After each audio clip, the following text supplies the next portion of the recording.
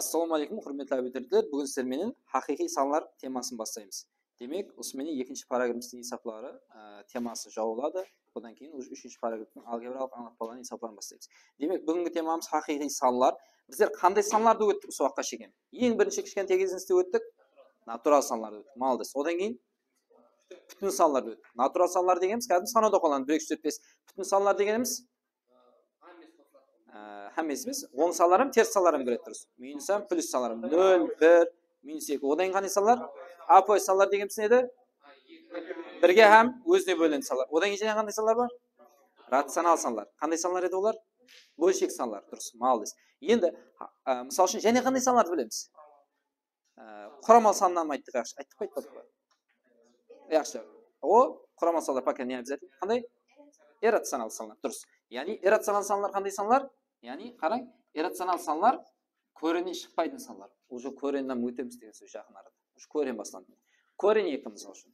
Бұл irrasional сан болып саналады. Мысалы, егер ko'ren 4 десем, 4-тен неше шығады? Ол уже натурал сан я бүтін сан болады, дұрыс па?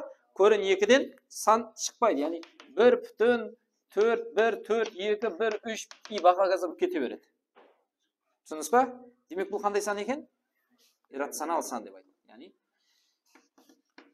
жазбайын да. Ертең ұмытқансаңыз көріп жүресіз. Irrasional сан деп айтады. Мысалы үшін, еще ko'ren 3 бар мысалы үшін. Дұрыс па? 3-тен шыға ма? Шықпайды. Yani 1 7 3 2 0 5 и так далее әртүрлі дауым өтіп кете береді. Бұлар қандай саналар деп айтады екенбіз демек? Irrasional саналар деп айтады. Және де мысалы үшін біліп қоюымыз керек, пи деген түсінік бар. Не деген? Пи білеміз. Не ол мәнісі? 3 Aha. Осында етсеңіз, ал жасас. Көп адам пиді 3114 деп ойлайды. 3114 емес, оны и так далее давам етеді. 15, мынадай болды. 3014 тоқтап қалмайды да мынадайды не? Ертең ДТМ-де сол есап бар бір. Пиді 3014 деп есаплатады, кезіне алу 3014 қояды, сөйтіп итог не қыл дейсіздер? 0 дейсіз. Мысалы, пи алу 3014 десе, пиді 3014 деп есаплайсыз, 3014 алсаңыз 0 болады. Бірақ оның ответі 0 ма айтса, пи деген 3014 емес қой. Ізінде және мәністері бар да. Түсініңіз ба? И және бір түсінік бар, е деген түсінік бар. Е деген пидің подружкасы. Яғни айтқанда. Пидің мәнісі бар екен, енің мәнісі бар, сан мәнісі. Яғни 2,71,8 деп кете береді. Бұнан көп адам қайтып айтады, пидің мәнісі 2,7 деп тең деп айтады. Түсініңіз ба? До конца шарт емес. Просто ізі бар екен білсеңіз болды. До конца білу шарт емес, дұрыс айтып отыр екен. Түсініңіз ба? Так, іннен кейін. Демек, біздер уже қандай саналарды көріп отырмыз қазір? Irrasional саналарды көріп отырмыз. Яғни ko'renнен шықпайтын саналар. Енді темамыз хақиқи саналар. Демек, хақиқи саналар дегеніміз кім о? Хақиқи саналар дегеніміз бүтін сан емес. Осы саналардың бәрін құрамына кетеді. Мысалы, натурал саналар, бүтін саналар, апуай саналар, рационал, иррационал саналар. Осылардың бәрін өзіне қамтитын саналар хақиқи саналар. Түсіндіңіз ба? Хаммесінде оқымыз. Мысалы үшін қараң. Және де түсінік бар біздерде.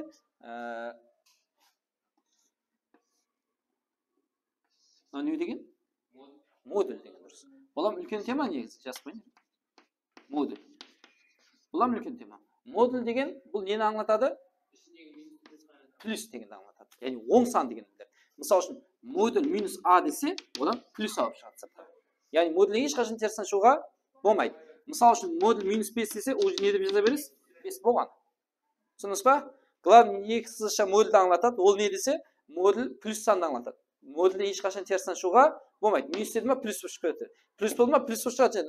Плюс наоборот минус қылып шығарып отыр ма? Ол кейінгі сабақ. Ол просто әзір паканан білем, модуль үлкен тема деді ма, оның өзі бір тема. Оның өзі бір параграф болып тұрыпты. Ол кене өтеді. Просто әзір алдымызда шықпаса, просто біздер істейін зат, минус 5 болса, плюс 5 деп істеуіміз керек, соны білсек болды. Иә? Жазып қойын не? Плюс болса, плюс болып тұра береді. Түсіндік па? Енді біреуге тез жетеді, біреуге әстен жетеді десе бары. Так, кейінгісі, және бір түсінік бар біздерде. Санның, қараң, мысалы үшін, мынадай түсінік бар. Бұл бүтін бөлігі деп айтады. Бүтін бөлігі. Бұдан көргендер бар, көрмегендер бар. Бүтін бөлікті аңлады. Яғни, мысалы үшін, 8-ді 3 десе, квадратный скобка, да? Бүтін бөлігі алынады, берді 8 деп алынады. Сол скобка сол тағдырын шешіп тұрды. 8 деп шыға береді. Мысал үшін 7-де 9 десе, не болып шыға береді? 7 болып шыға береді. Түсіндіңіз ма? Мысал үшін 4,3-тен 2 деп дроп берілсе де, бәрі бүтін мәнісі 4 болып сақтана береді. Целый алына береді тек. Арша керек емес. Мысалы, мен қалтамда 5760 сом бар деп айтпайды да, целый 5000 бар деп айтып қояды. Түсіндіңіз ба? Так, и және мысал үшін минус 2,7 десе неше деп шығарады? Минус 2 дейсіз. Дұрыс па? Осы қате болады. Әтібір береміз. Плюс болғанда ешкап еді. Минуста бүтін бөлек десе, минуста 1 сан ізге қайтасы. Минус 2-де 7-дің бер жағында неше тұрады? Минус 3 тұрады. Енді сан көшердің сыз білменеге 0, 1, 2 болса, мына минус 1, минус 2, минус 3 кемейіп бара береді. Мысал үшін, минус 8,7 десе ол не шығады? Минус 9. Соны алжасқан. Түсіндіңіз ба? Осы жерде сұрау бар ма? Демек сұрау жоқ. Одан кейін және бір түсінік бар біздерде. Мына жағын өтейін. Бүтін бөлігі де, енді бөлшек бөлік деген бар.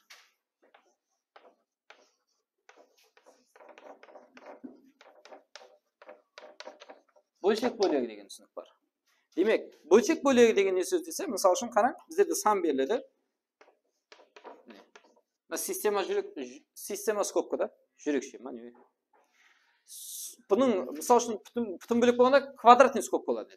Берде бөлшек, жүрекше система ретіндегі скобкада сан берілсе, ол кезде ол, не деп сұралып атырген сөз? Бөлшек бөлігі сұрал. Бөлшек бөлігін тауы үшін, осы саннан 3,1-ден бүтін бөлік тапсыз. Бүтін бөлігі мұ?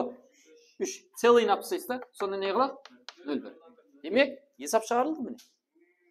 Мысал үшін қарай, элементарный сілерге және түсініп алың мысал үшін. Минус 2,71-ден мынаны шеш деп қояды мысал үшін. Есаплан деп есап, мысал үшін осындай зат берілді, есаплан берілді болды. Ізіне решите деп қойып жібереді шартын. Оны қалай істейткенбіз? Демек, мынау жүрекше система ретінде скобка қалай істенеді екен?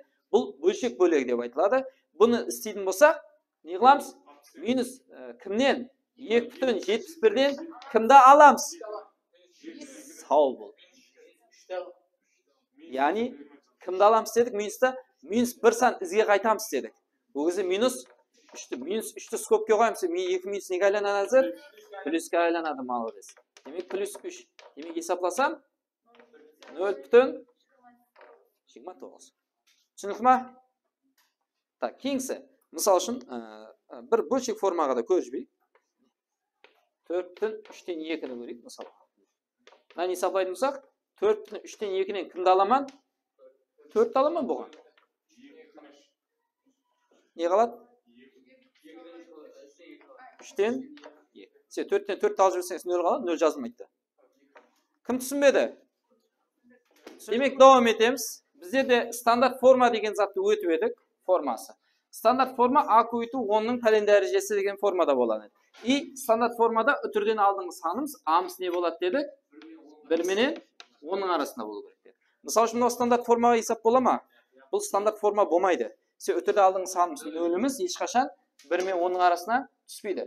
Бұны стандарт форма болу үшін неше қыламыз? Қараң. Мысал үшін, мінерге үтірді мінерге қайтарсам бола ма? Мінерге қайтарсам бола ма? Ауа дейді ол. 0 бұл қалады қайттан. Мінерге қайтарсам бола ма? Болады. Яғни 1,023 десем болады. Дұрыс па? Мінерге қайтарсам бола ма 0-дің міне ана? 10 бұл кетеді өгізі. Дұрыс па? Енді мынаны өзінің ақуалына келтіру үшін 2 сан үтіріне яққа қайттық па? 10-ның неше соқ қалады? Минусқа қайтамыз. Сен берман жыл жүгіріп қой обратно. Қарызға алып соң үшін минус болады. Өзі қарызға алған ең, әз минус жүріппен деп айтасыз өзі. Так, созат. Демек, мына стандарт форма бола ма? Болмайды, сен өтіріне алың санымыз 543 деген, қайқайып қалды. Дұрыс па? Өтір қайреге келу керек. Өтір мінері келсем бола ма? 54 болып қалады. Мінері келсем болады. Демек, 5, 43, 26 десем болады ғой. Сөйтіп көбейту 10-ның нешесі дейміз? Әзірен мінеқа қайттық. Ол кезде 10-ның плюсі болады. 2 сан қайтқан үшін 10-ның квадраты. Сен мына обратно көйт көрсеңіз, 2, 0, 10 жаққа қарай жылжы деген сөз да. Түсіндіңіз ба? Так, мұны стандарт форма емес деген білді әме. Өтірді мінерге келсе бола ма? Мінерге келсе болады. 2'de 6 kılу керек боласыз. Дұрыс па? Көбейту 10'ның неше сан айттық? 1, 2, 3, 4, 5, 10'ның минус 5. Түсінікті ма? Демек давам етеміз. Кейінгісі n факториал. Бұл нені білдіреді екен? Үндеу деп түсінетін болсаңыз, бұл алгебрада факториал деген түсінікті береді. Факториал. Факториал дегеніміз не десе, бұның түсінігі, яғни сол n-ға шекемгі, n натурал санға шекемгі, натурал санлардың көймесі айтылады. n факториал деген демек натурал санлардың нешеден басталады? 1-ден бастап 1 көбейту 2 көбейту 3 n-нің шекемін білмейміз, сол n деп қойсақ, 1-ден бастап сол n-ға шекемгі натурал санлардың несі көймесіне факториал деп айтады. Мысал үшін 5 факториал десе, ол не қыл деген сөз екен? 1 көбейту 2 көбейту 3 көбейту 4 көбейту 5 екен. Соны қысқаша 5 факториал деп қояды екен бұған. Бұл факториал деген үлкен тема бір өтіледі. Просто аламызға шықпаса керек болады. Түсінікті ма? Бірде қорқып жүрмесін деп атқанда істер. Көшеде сол, алгебра ұрытсын ба. Демек давам етеміз. Кейінгі нәрсе, 11 қысқаша сіздерге керек не бар? Типа формулаша. Модуль А үлкен емесі тең 0 болады деген сөз. Яғни модуль қандай сан дедік? 10 сан. 10 сан хәмеше 0-ден үлкен болады. Знақтар білеміз ғой? Өткенде айтып едік.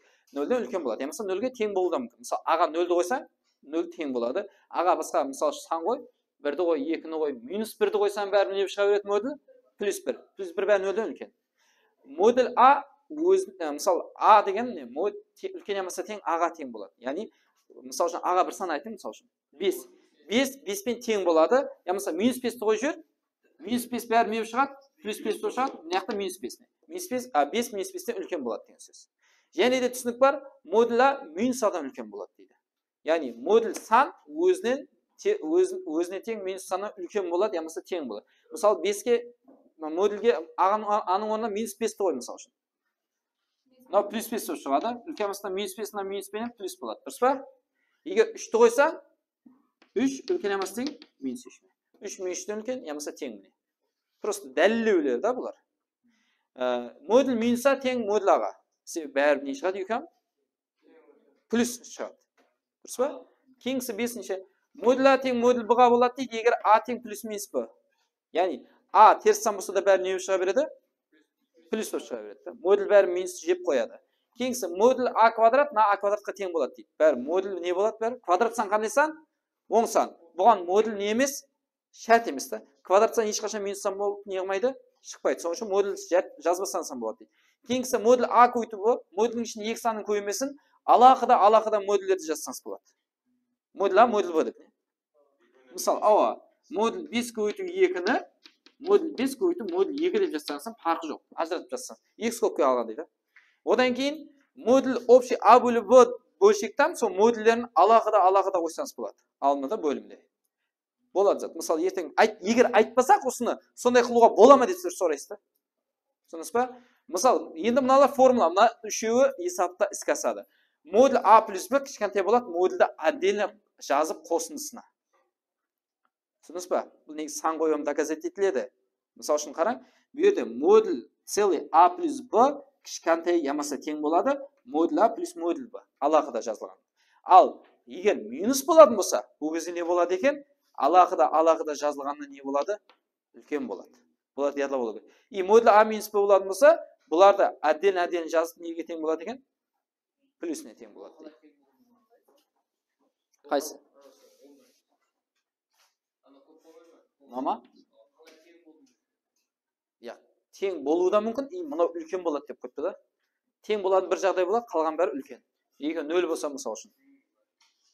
Түсінікті ма? Түсінбедіңіз бе?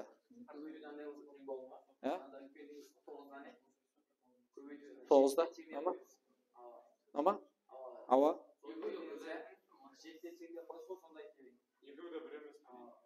Мынау қосу ғой. Мынау көбейту ғой. Ауа? Мынау 3 формуласы кәсет сіздерге. Демек бұл қысқаша негізі түсіндірме ғой. Дәлелеу дей ма не? Демек давам етеміз. Қазір есапларын уже істеп бастаймыз. Біздерде бүгінгі темаға неше есап? 49 есап бар. керек есапларды көреміз, қайталанған есапларды көру шарт емес. 49 есаптың бірінші есабы есаплан дейді. Яғни квадрат скобтың ішінде 2,185 бұл нені білдіреді дедік? Ақ шығадын білеміз, екі шығады. Сөйлеп алып үйрену нені білдіреді бұл? Бүтін бөлігі. Бүтін бөлігі неше болады? 2. Түсінікті ма? Жүда қиын зат екен.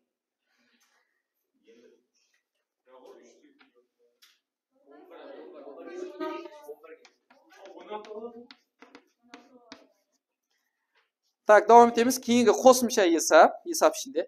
-7, надай период 5 болса, бұны есапла десе неше болады? Көп адам уже ойланып атыр, период ойына кетіп қалды да, есаптың целыйын істесе болды.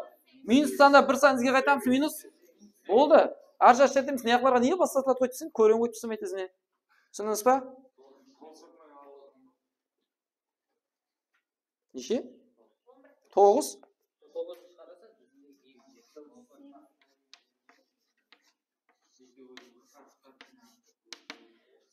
Демек, давам етеміз 9-шы есап.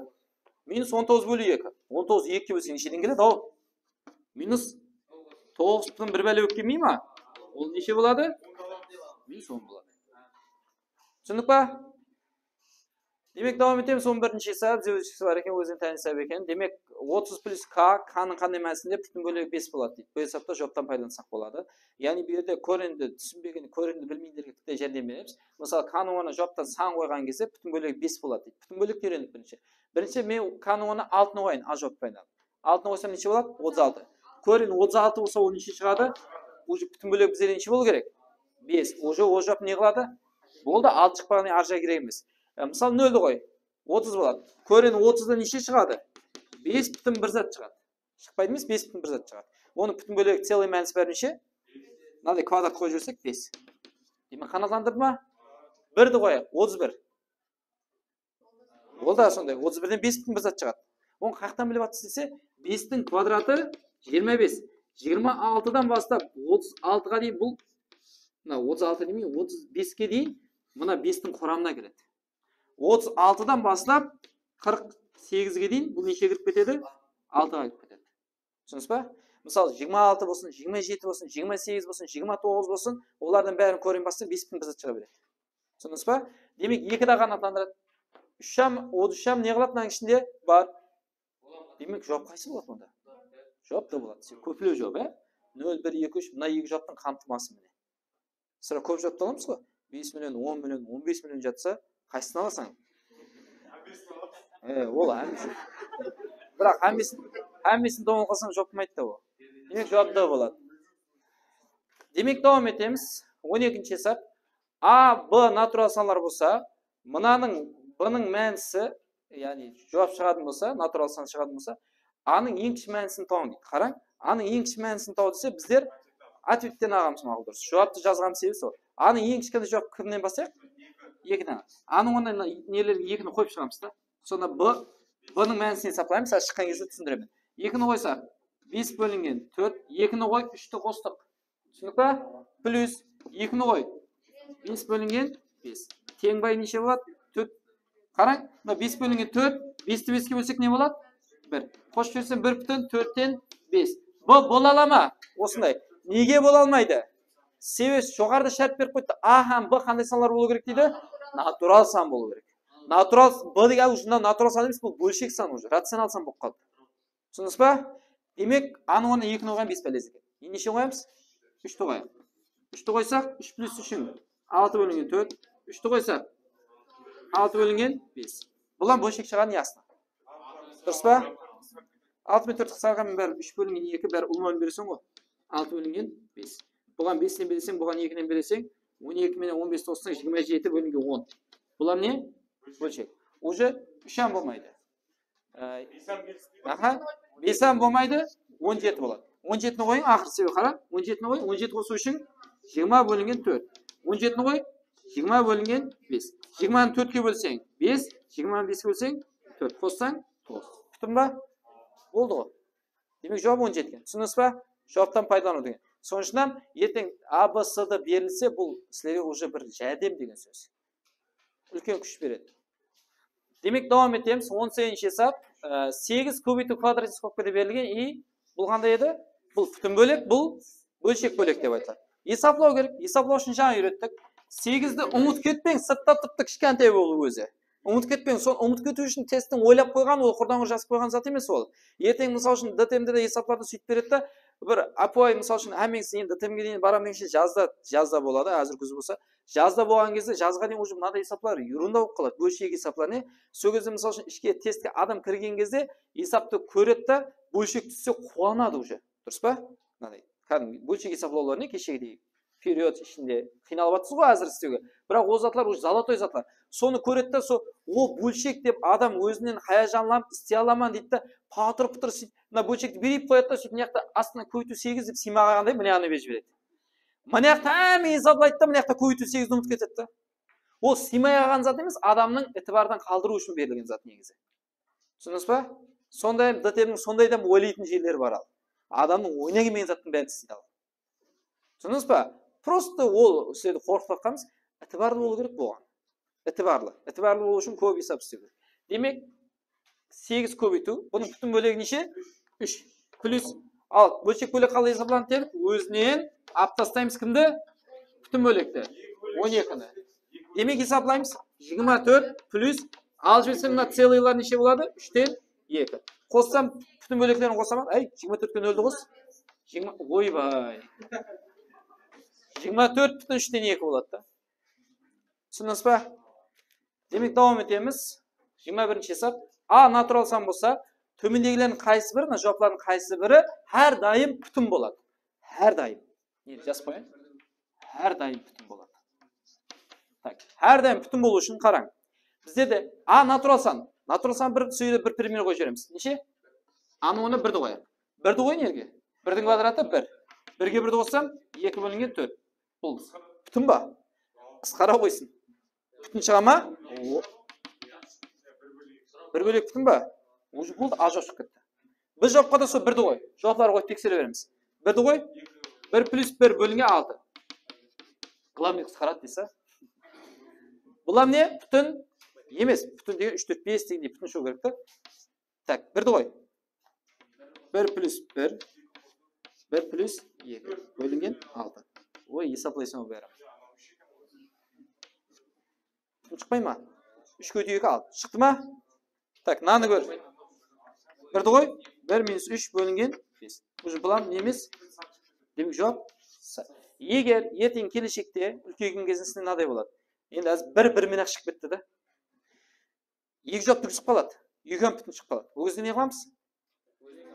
А-ның оны 1-ді емес, 2-ні қоямыз. 2-ні тексереміз. Неге хау? Әрдайым деп отыр. Яқ, 2 жауап түгісіп қалады да, мына жауап. Мына 2 шығып кетеді, мына 2 түгісіп қалады, 2-ден бүтін шығады. 2-ні қойып көресең, мынадан бүтін шығады, сол кезде мынадан бүтін шықпайды. Түсіндік па? Әз 1-ді қойғанда есап шығып кетті да. Енді елі кішкентайсы ғой сіздер. Давам етеміз 24-ші есап, есаплан дейді. Мысалы үшін бұл жерде есаплау үшін сірә не керек? Калькулятор керек. Енді калькуляторсыз қалай істейміз? Бұны істедік қой өткенде. Бұған ұқсас есап істедік. Бұдан қиын істедік даже. Бұл жерде әтібәр берсеңіз 295 бірдей. 1,1 бірақ. Мына 2 ұқсамайды. Сонша мына көбеймегеннен ұқсату үшін қайсысы зият? Бұл жерде өткенде скоп шығарып, бұл жерде есап скопқа шықпайды. Екінші шығарып жіберген скопқа шықпайды да, жұмып санаймыз. Яғни 295 1,1 Мына 1,22-ні мен не қылып жазамын? 1,1 плюс 1 деймін. 295 тұра береді. Ізін көшіремін. Асты тұртты. Енді мына 295-ті не қыламын? Әр қайсына деп көбейтіп шығамын. Орта көбейту ғой. Дұрыс па? Көбейтемін. 1,21 көбейтілген 295 плюс мынаны көбейтсем 295. Алу 1,73. Асты тұртты. Тең. Мына тұра береді. 1,21 көбейтілген 295 плюс 295-тен 1,70-ті алып жіберсем неше болады? 2 алып жіберсем. 1,22. Енді астың көшіретін жеріне кетті. 1,22, 1,21 көбейту 295. Не қылды? Солайша шықты? Полный қысқарады. Және деп мейірбектен нәшілеп отырмай? Наумен наны, кейде қосымен қосты қысқарды. Түсінікті ма?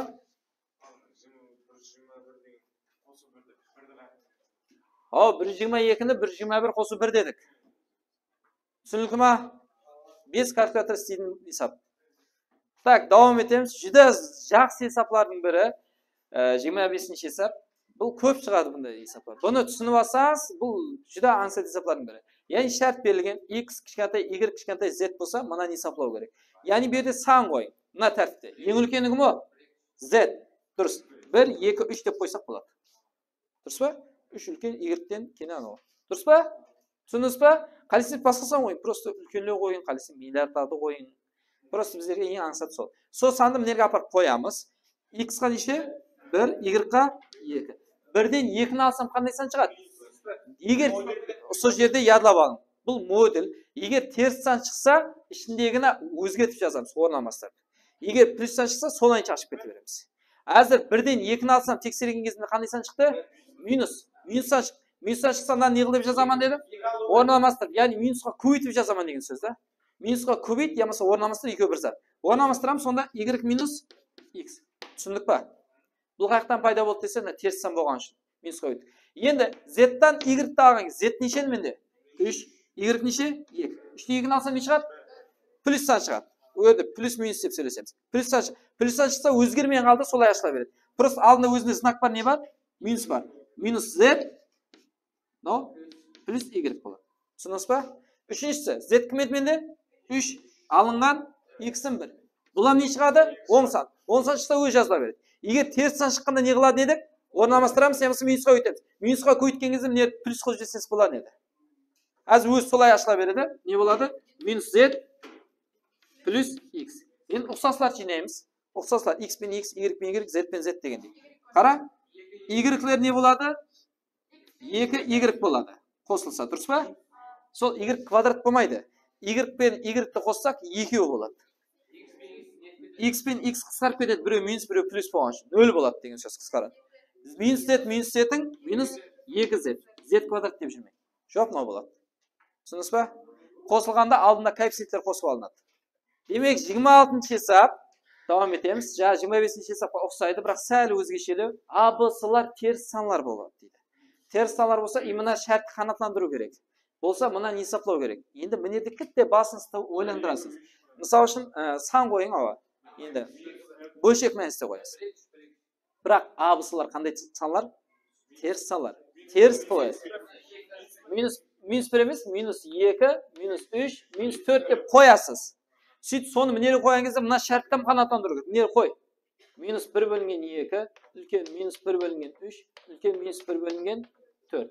Теріс санда, мысалы үшін, оң сан болғанда, мысалы үшін, 5 үлкен болады 4-тен. Бірақ минус 5 үлкен бола ма минус 4-тен? Терісті, наоборот, не кім үлкен болады? Кішкентайы. Енді бөлшектің асты кішіреген сайын ол не қыла береді? Үлкейе береді. Дұрыс па? Мысалы үшін, 1 бөлінген 2 үлкен ба, 1 бөлінген 3 үлкен ба? Бөлшектің асты кішіреген сайын, мысалы үшін, ол мәнісі не қыла береді? Үлкейе береді. Аз 3 үлкен ба, 2 үлкен ба? 3 үлкен, бірақ бөлшектің асты үлкейген сайын не қыла береді? Наоборот, кішіге үсті бірдей болса да, егер. Демек, бұл жерде теріс мәнісі, теріс болған үшін наоборот сөйлейміз.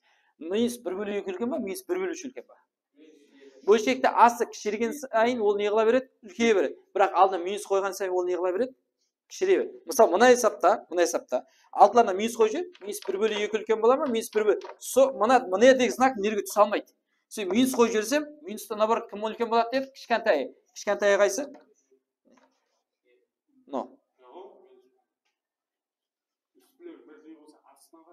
Енді минусты наоборот болады дедім ғой.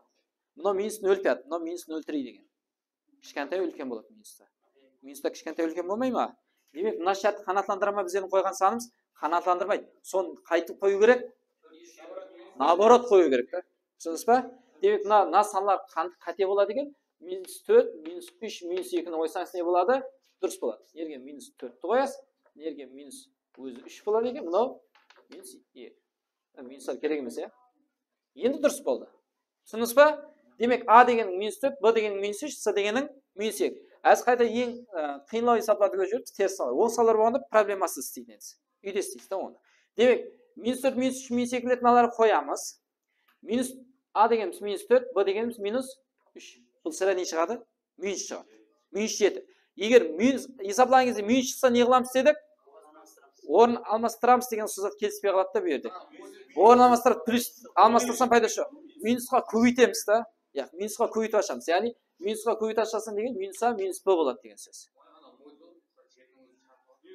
Санды просто есаплау үшін ол сан. Минус 7 болса ол 7 болады деген сөз емес та мынау. Просто плюс болу, я болса минус болу үшін есаплау үшін ол. Болған. Минус болса минусқа көбейтіп ашамыз, плюс болса со тұрғанша аша береміз. Мысалы нере ғой? Бұға неше? Минус 3. С-ға минус 2 қойсаңда плюс 2 болып кетеді. Бірақ бәрі не болады? Минус теріс сан болады. Теріс сан болса не қыламыз дедік? Минусқа көбейтеміз. Минусқа өткен кезде мына алдына минус не болып кетсе болады? Плюс болып кетеді. Яғни в минус с болып тұра береді сонда. Түсінесіз ба? Мына знак өзгерді, главный. Енді аға неше? Минус 4. Б с-ға плюс 2 болады. Бірақ есапласам бәрі не болады? Минус 2-ні қояды деген сөз емес. Минус болды. Минус болса не қыламыз? Минусқа көбейтеміз. Минусқа мінерді көбейтсең не болады? Плюс болып кетеді. Демек а минус с. Ар жақ есаплау. Алар не қылады? Қысарып кетеді. Минус а плюс а. Минус б плюс б қысарып кетеді. Минусы минусы минус 2 с квадрат болады емес, минус 2 болады. Жауап не? Түсінікті ма? Демек давам етеміз. 34-ші есап. Істеп атқан есапламыздай. X кіші 0 болса, мынаны есаплаңыз. X кіші 0 деген 0-ден кішкентай сан деген сөз. 0-ден кішкентай санлар қандай санлар? 0-ден бер жағында. Минус сан. Демек қандай сан қойсам болады оған? Минус 1 ең қысат. Дұрыс па? Минус 1 0-ден кіші. Если мынадай оққанда x больше 0 болған 0-ден үлкен болғанда не болады деді? Плюс 1-ді қоясыз ол кезде. Түсінікті ма? Демек x кіші 0 минус 1-ді қойса, мінерде тексеріп шығамыз. Апарып тексерген кезде минус шықса, модуль ішінде минусқа көйт жазамыз, орналастырады деген сөз. Орналастырады деген пассаны іске аспай қалды, соның үшін минусқа көйтіріп жазамыз. Ал плюс шықса, оны солайша жазып кетеміз. Минус 1-ді мінері қойсақ, минус пен минус не болады? Плюс 1 болады. Плюс болса, оны не қыла береміз деген сөз? Солай минус 2 деп жаза береміз. Енді сөйлем мейірбекте сомнение пайда болды. Қараң, ой бұзылады. Бағана айтты ғой, модульдің ішінде минус, мен деп айттым, минус 5 болса, 5 болып шығады деді. Минус сан болса деді. Бұл жерде x белгісіз ол. Белгісіз болғандықтан соның үшін минус деген знакпен тұрыпты. Яғни минус x-ті сразу плюс x дей жіберген зат қате зат болады да алгебрада. Түсінесіз ба? X деген өзгерушең ол себебі. Соның үшін мына шарт беріліп тұрыпты міне. X қандай сан екен? Теріс сан. Теріс санды апарған кезде мынау не болды? Минуспен көбейтіліп плюс болды. Плюс болса онда өзін жаза бер деген ақылмен пайдаланамыз. Енді минус 1 неге қоямыз? Минус 1-ді 5-ке өтсек минус 5 болмай ма?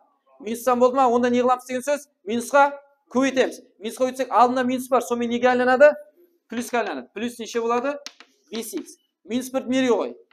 Минус 1 минус 2 минус 3. Минус 3 болса ол теріс сан болды. Теріс сан болса не қыламыз қайттан? Минусқа өтеміз. Минусқа өтсек алдында плюс болады. Сонда x минус 2. Неге қоймайсың? Все бұл? Модуль? Жоқ. Плюс 3x. Тең, есаплаймыз енді. Минус x пен плюс x не болады? 5x пен 3x-ті қоссам 8x. Тек алдында коэффициенттер қосылады. Алдында коэффициент деген алдындағы санлар. 5 пен 3-ті қостық. Алатын болсам созады. Так, кенен минус 2. Вот это жауап болады. Түсінікті ма? Демек давам етеміз. 37-ші есап міне. Есаплау керек. Мысал үшін бұны алгебра уже әзір түсіндірсек, уже сізге апуай затап болып қалады. Соның үшін таярланғанмен таярланбағанның фарқы бар деген сол. Кіттай таярлансаңыз апуай затлардан болады. Постоянно сіздерге слой жасап түсе бермейді. Мысал үшін ең апуай есаплардың бірі. Минус 2 болса не шығады дедік? 2. Мынау не шығады? Плюс тут өзі плюс деген знак, мынау плюс жұтып кетеді да минусын. Так, мынау не? 5. Мынау не? 3. Мынау не? Қандай 8? Плюс болмайды. Да сол өзінде минус қой. Мынау и так мынау плюс болып шыға береді. Мынау 5. Қайын түсінбедіңіз? Есаплаймыз. Қос 10, 5 бөл 2. Есаплаймыз. Минус 4 болады. Мына минус пен минус плюс қылып жүрсем бола ма? То есть 5 болады, иә? 5-ті 5-ке бөлсем? Қоссам? Түсінікті ма?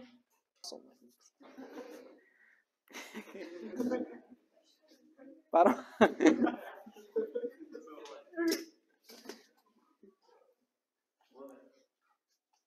Так, демек давам етеміз. 39-ші есап. А минус Б тең 3x-тің минус 1 дәрежесі болса, төмендегілердің қайсы бірі орынды болады дейді. Бірінші түсіндіріп берейін. Минус 1 деген дәреже бірінші мәрте көріп отқанларға, мысалы, А-ның минус 1 деген сөз төңкеріп жібересіз. Айландырып жібересіз. 1 бөлу А болады. Егер А-ның минус 2 десе, 1 бөлінген А-ның квадрат. Минус сомен жоқ болады. Мысалы үшін, А бөлі В-ның минус 1 степені десе, минус 1 дәрежесі десе, минус жоқ қылу үшін не қыламыз? Бұл бөлу А-ға төңкеріп жібереміз болған. Сөз. Мысалы, бір адам төңкеріп жіберсеңіз болады, адам В-ны алсам тең 1 бөлінген модуль 3x деген сөз. Түсінесіз ба? Главный түсіну керек зат бұл жерде не? Модуль. Модуль деген зат не мынау? Оң сан деген сөз. Демек, теңліктің ізінен не шығады деген сөз? Оң шығады. Демек, мына теңлік орынды болу үшін адам b-ны алған кезде де не шығу керек? Оң шығу керек деген сөз. Түсіндіңіз ба? Тек соны беріп тұрды біздерге болған. Демек, адам b-ны алу үшін, оң шығу үшін, әлбетте кімнен кімді алсам оң сан шығады. Қандай саннан қандай санды алсам оң сан шығады. Әлбетте, үлкен саннан кішкентай санды алсам. Демек, a бұл жерде не болу керек? Үлкен бұл. Элементарно айтқанда 5-тен 4-ті алсам оң шығады деген дейді. 4-тен 5-ті алсам оң шыға ма? Ол кішкентайдан үлкенді алсам не шығады деген сөз? Теріс. Демек, a бұл жерде b-дан не болу керек деген сөз? Үлкен болу керек деген сөз. Дұрыс па? a b-дан үлкен болу керек деген жауап қайсы жауап? Түсіндіңіз ба? Түсінбей қалсаңыз, міне 40-ші саққа бір қарай. Адам b-ны аламыз, тең модуль x плюс 3 шығады, онда қайсысы орынды болады дейді. Демек, модуль деген қандай сан? Оң сан.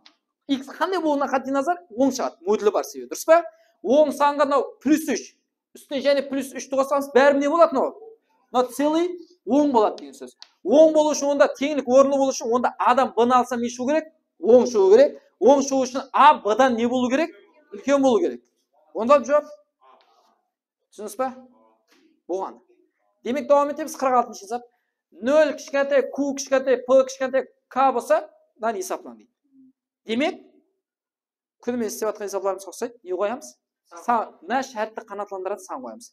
Яғни 0 кімнен кішкентай болады? 1, 2, 3-ті қойсақ болады. Түсіндіңіз қой? Жүді аңсыз. Демек, p-ға қой 2, q-ға қой 1. Қоссам не болады? Қандай сан? Оң сан болса не қыла береміз? Ойланбай солай жаза береміз. Өзгертпейміз. K-ға 3, q-ға 3-тен 1-ді алсам не? Оң сан. Оң сан болса не қыламыз? Солай жаза береміз. K минус q. K деген не еді? 3. P деген 1. P деген 2 ма? Не шығады? Оң сан. Оң сан болса солай жаза береміз. Бірақ өзінің алдында не бар?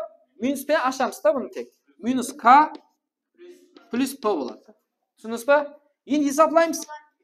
P-лар кетпейді ғой. P-ға P плюс болады ғой. Қойып тұр. P-ға P-ны қоссақ 2P. Дұрыс па? Q-лар не қылады? Қысқарып кетеді. K-ларым қысқарып кетеді. Демек жауап 2. Қысқарған түсіндіңіз ба? Біреу плюс, біреу минус болса қысқарады. Екеуі плюс болса қысқарып жүрмейді. Демек давам етеміз. Ақырғы есап 48-ші.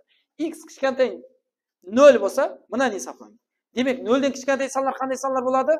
Минус сандар. Яғни минус 1 алайық бағанағыдай. Дұрыс па? Минус 2, минус миллионды ғой қалесек. Минус 1 ең кішкентай. Бірінші ең 2 модуль бар. Берде тұра білсеңіз, бірінші ең іште 2 қауысырма, 3 қауысырма болса, бірінші ең іште қауысырмадан бастаймыз ғой. Модульде де созар. Ең іште модульден бастаймыз. X-ның орнына минус 1-ді қой. Минус 8. Минус 8 қандай сан? Минус сан болып кетті. Минус сан болса не қыламыз деген сөз? Минусқа көбейтіп ашамыз деген сөз. Минусқа өтсек мынау не болады? X плюс модуль керек емес. X минус 7. Қарай, елі түсінбей отқандар бар екен да. О санды просто проверка плюс бола ма, минус бола ма? О 8-ді қойып аш деген сөз емес өйде. Ол басқа саннан болады, ол басқа санды қойса. Миллионды қойсақ болса, мысалы үшін миллион бір зат болып кетеді. Дұрыс па? Ол тек плюс минусты бөлу үшін. Минус болған үшін минусқа көбейттік міне. Енді мынаны есапла. 2x минус 7. Минус 7. Сөйт, және x-ті оны не қоямыз дедік?